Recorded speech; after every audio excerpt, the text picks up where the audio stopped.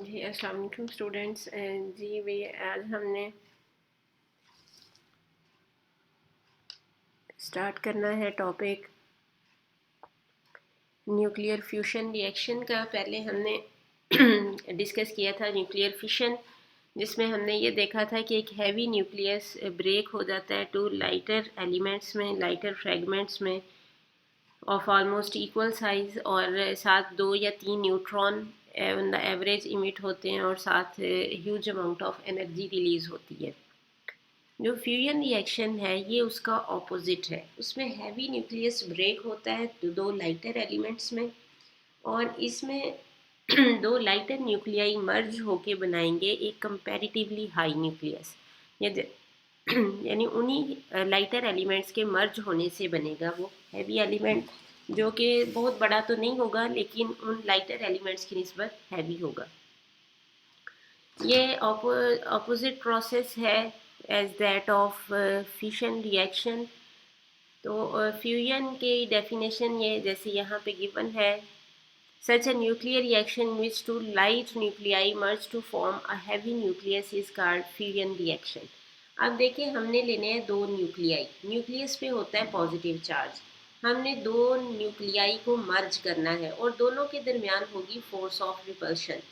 उस force of repulsion को overcome करने के लिए, उनको करीब लाने के लिए हमें large amount of energy required होगी। अब 2 मेथड हैं जिससे हम इनको एक दूसरे के करीब ला सकते हैं। फर्स्ट मेथड ये है, इसीलिए फ्यूजन रिएक्शन जो है उसको स्टार्ट करना थोड़ा सा डिफ़िकल्ट होता है। फ्यूजन रिएक्शन को स्टार्ट करने के 2 तरीके हैं। एक तो ये है कि हम स्पीड दोनों एटम्स न्यूक्लियाई की इतनी ज़्यादा कर दें कि वो तेज़ स्पीड के साथ आएँ और एक दूसरे से कोलाइड करेंगे तो मर्ज हो जाएंगे। लेकिन उसके लिए हमें ये है कि जो लाइटर पार्टिकल्स हैं उनको एक्सेलरेट करने के लिए डिफरेंट डिवाइसेस यूज़ होती हैं, लाइक एक्सेलट्रॉन यूज़ होता है, बीटाट्रॉन यूज़ होता है प्रोटॉन्स और इलेक्ट्रॉन्स को एक्सेलरेट करने के लिए। लेकिन उनका एक ड्रॉबैक ये है, ये हमने न्यूटन्स थ्योरी ऑफ रिलेटिविटी का ये रिज़ल्ट है कि when ever an object travels with very high speed comparable to speed of light, then its mass starts increasing। ये रिलेटिविस्टिक इफेक्ट है कि अगर कोई ऑब्जेक्ट बहुत तेज़ स्पीड के साथ मूव करेगा तो उसका मैस इंक्रीज होना शुरू हो जाता है। तो यहाँ पे देखें, अब अगर हमारे पास एक पार्टिकल को हम एक्सेलरेट करेंगे to such a large velocity, तो वहाँ पे फिर जो मैस वेरिएशन है वो शुरू हो जाएगी, इसलिए बियॉन्ड द लिमिट हम इसको एक्सेलरेट नहीं कर सकते। दूसरा मेथड क्या है कि हम टेम्परेचर को बहुत ज़्यादा इंक्रीज़ कर दें, क्योंकि टेम्परेचर इंक्रीज़ करने से भी वाइब्रेशनल काइनेटिक एनर्जी एटम्स और मॉलिक्यूल्स की इंक्रीज़ हो जाती है। तो उसके लिए हम क्या करें, टेम्परेचर को इंक्रीज़ कर दें। और टेम्परेचर इसके लिए जो हमें रिक्वायर्ड होता है that is almost 10 million degree Celsius, which is very high temperature and very difficult to achieve in normal circumstances। It can be achieved only for short time during an explosion। जब explosion होता है, fission reaction uncontrol होके एक धमाका हो जाता है explosion में, तो उस टाइम शॉर्ट टाइम के लिए इतना हाई टेम्परेचर हमें मिल सकता है, अदरवाइज इतना हाई टेम्परेचर मेंटेन रखना पॉसिबल नहीं है। इसीलिए जो फ्यूजन रिएक्शन है वो अभी तक अनकंट्रोल्ड है, क्योंकि इसको स्टार्ट करना भी बहुत डिफ़िकल्ट है, और उसके बाद जो इसमें high amount of energy release होती है वो उसको हम कंट्रोल नहीं कर सकते। अब लाइटर जैसे मैसिव एलिमेंट स्प्लिट होते हैं लाइटर एलिमेंट में, तो हमने कहा था कि मैस ऑफ जो एनर्जी ऑफ रिएक्टेंट्स और एनर्जी ऑफ प्रोडक्ट का जो डिफरेंस है वो रिलीज हो जाती है energy in the form of heat. तो इसी तरह जब लाइटर न्यूक्लियाई मर्ज होंगे तो देखिए लाइटर न्यूक्लियाई भी बाइंडिंग एनर्जी कर्व के इनिशियल पार्ट में लाई करेंगे, और हमें ये पता है कि binding energy per nucleon increase होती जाती है अप टू मैस नंबर 50। तो जब लाइटर न्यूक्लियाई हम लेंगे तो इसमें भी जो डिफरेंस होगा एनर्जी ऑफ रिएक्टेंट और प्रोडक्ट का, वो रिलीज हो जाएगा in the form of radiations. तो यहाँ पे हम देखते हैं कि कुछ लाइटर न्यूक्लियाई को हमने मर्ज किया है। जैसे ये देखिए ड्यूट्रियम प्रोटॉन का आइसोटोप लिया है हमने, प्रोटॉन का आइसोटोप ड्यूट्रियम, और ड्यूट्रियम दोनों को मर्ज करने से हमें क्या मिला, हीलियम एटम, और साथ 24 मेगा इलेक्ट्रॉन वोल्ट एनर्जी मिली है। देखिए इसमें नंबर ऑफ न्यूक्लियॉन्स कितने हैं, 2 + 2 4, सिर्फ 4 न्यूक्लियॉन्स ने 24 mega electron volt energy produce की है। तो इसका मतलब ये है बाइंडिंग एनर्जी पर न्यूक्लियॉन जब आप निकालेंगे तो वो आएगी ऑलमोस्ट 6 मेगा इलेक्ट्रॉन वोल्ट, जबकि फिशन रिएक्शन में जो एनर्जी पर न्यूक्लियॉन निकली थी वो सिर्फ 0.9 मेगा इलेक्ट्रॉन वोल्ट थी। तो इसलिए फ्यूजन रिएक्शन में जो एनर्जी रिलीज होती है that is much greater than the energy produced in fission reaction. और ये ज़रूरी नहीं है कि हर दफ़ा जब दो ड्यूट्रियम मर्ज हों तो हीलियम ही न्यूक्लियस ही बने, ये भी पॉसिबल है। जैसे कि दूसरे रिएक्शन में है कि अगर दो हीलियम हाइड्रोजन के आइसोटोप्स मर्ज हों तो एक हाइड्रोजन का आइसोटोप बने ट्रिटियम, साथ एक प्रोटॉन इमिट हो और 4 mega electron volt energy release हो। या फिर ये भी पॉसिबल है कि दो ड्यूट्रियम के मिलने से एक हीलियम का आइसोटोप बने, साथ एक न्यूट्रॉन इमिट होगा और 3.3 mega electron volt energy release होगी। या ये भी हो सकता है कि हम एक ड्यूट्रियम और ट्रीटियम इन दोनों को मर्ज करें तो हमारे पास बने एक हीलियम एटम, साथ एक न्यूट्रॉन, और 17.6 mega electron volt energy release होगी। ये हमने डिफरेंट रिएक्शंस लिए हैं जिसमें देखिए सारे लाइटर न्यूक्लियाई मर्ज होकर कंपैरेटिवली हैवियर एलिमेंट बना रहे हैं।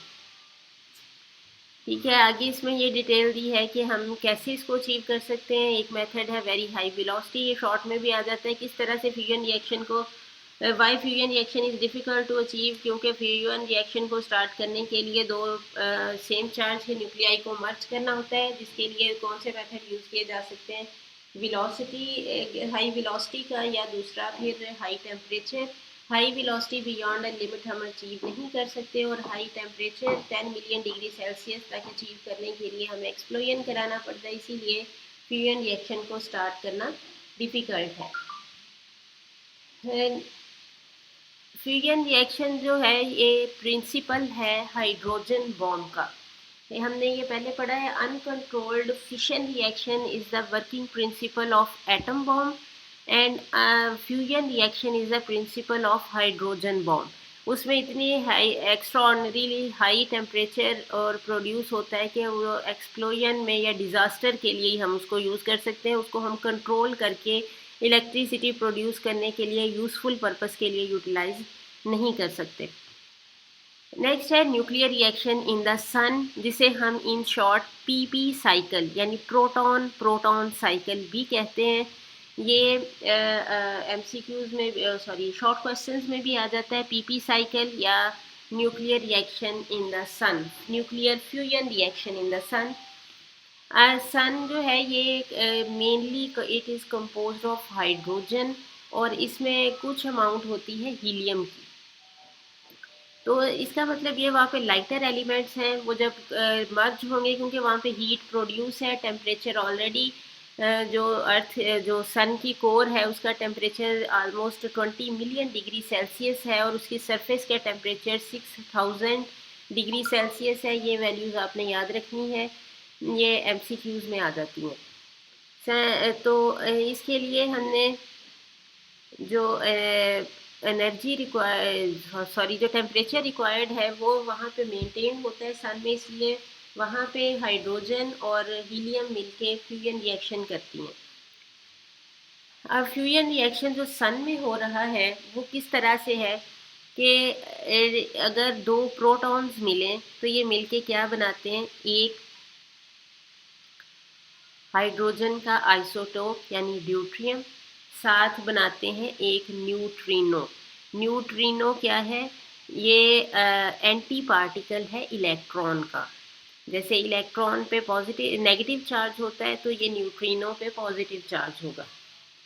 With the fusion reaction of deuteron with proton, और अगर हम ऐसा करें, अब ये जो ड्यूट्रॉन प्रोड्यूस हुआ है इसका फर्दर हम फ्यूजन कराएं एक और प्रोटॉन के साथ, तो हमें क्या मिलता है, हीलियम का आइसोटोप, साथ गैमा रे फोटॉन इमिट होगा और huge amount of energy release होगी।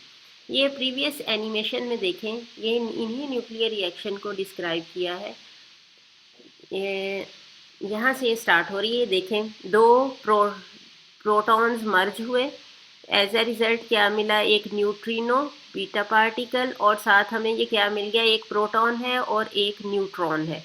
तो इसका मतलब है ये क्या मिल गया हमें, हाइड्रोजन का आइसोटोप ड्यूट्रियम बन गया।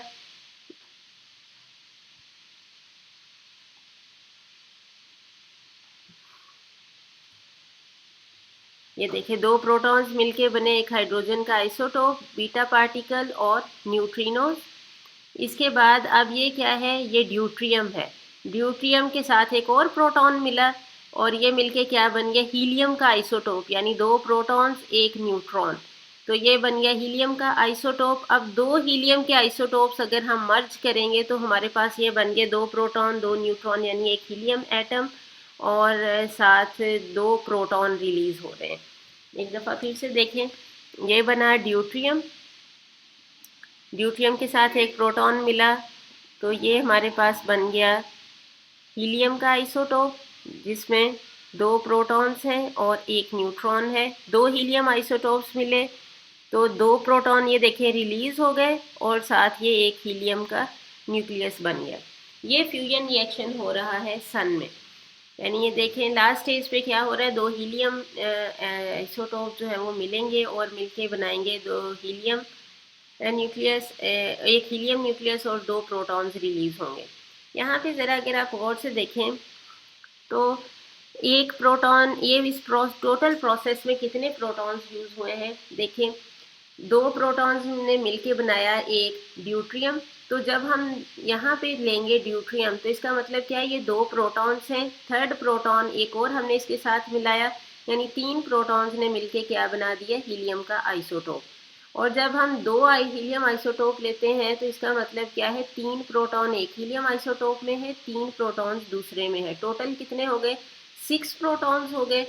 तो देखें 4 प्रोटॉन्स किस में मौजूद हैं, हीलियम में, और दो प्रोटॉन्स हमारे पास energy as it is produce हो गए। इसका मतलब ये है कि एक हीलियम आइसोटोप बनाने में टोटल 4 प्रोटॉन्स जो हैं वो यूज़ हुए हैं, क्योंकि दो हमें एज इट इज़ आउटपुट पे मिल गए।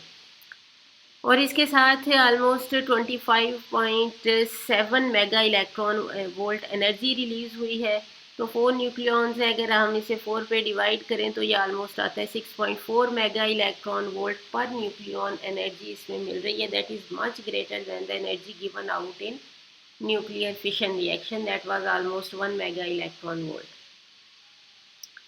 तो यहाँ से हम इंशाल्लाह आगे कंटिन्यू करेंगे नेक्स्ट टॉपिक। ये न्यूक्लियर फ्यूजन का टॉपिक आपने प्रिपेयर करना है। मोस्टली ये इसमें से शॉर्ट क्वेश्चंस ही आते हैं कि न्यूक्लियर फ्यूजन जो है इसको अटेन करना डिफ़िकल्ट क्यों है, या हम न्यूक्लियर फ्यूजन को कैसे स्टार्ट कर सकते हैं, पीपी साइकिल यानी न्यूक्लियर फ्यूजन इन सन, ये शॉर्ट क्वेश्चंस में आ जाते हैं। अगर लॉन्ग में आएगा तो ऑब्वियसली आपने पूरा लिखना है, शॉर्ट में के लिए इसको अच्छी तरीके से प्रिपेयर करें।